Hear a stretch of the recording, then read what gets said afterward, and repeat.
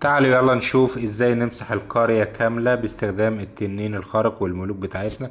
زي ما انتم شايفين اهو بننزل كل التنانين اللي عندنا وبننشرهم على حافة القرية اللي احنا بنهجم عليها. بعد كده بننزل البالون الطائر، وطبعا بيكون الدعم بتاعه موجود.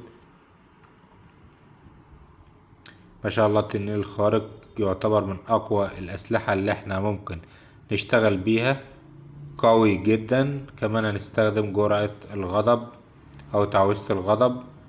زي ما انتم شايفين بتكون شديدة، بتسرع جدا القوات بتاعتنا. كمان معانا تعويذة التجميد قوية جدا. زي ما انتم شايفين التنين الخارق عامل ازاي، بيمسح وبيكسح اي شيء يقابله. ما شاء الله.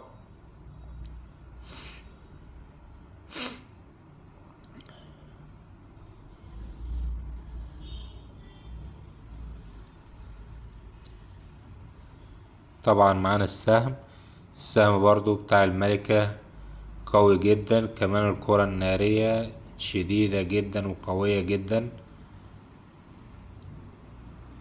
باقي معانا الملك الآمر، وكانت الملكة لكن الملكة ماتت اهي.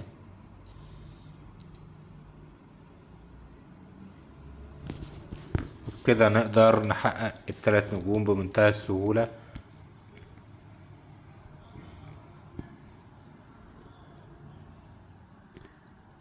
انتظرونا، هنشوف فيديوهات تانية كتير ونجرب كل القوات عندنا ونشوف ان اي قوة كبيرة اكبر ونقدر نستخدمها في كلاش اوف كلانز.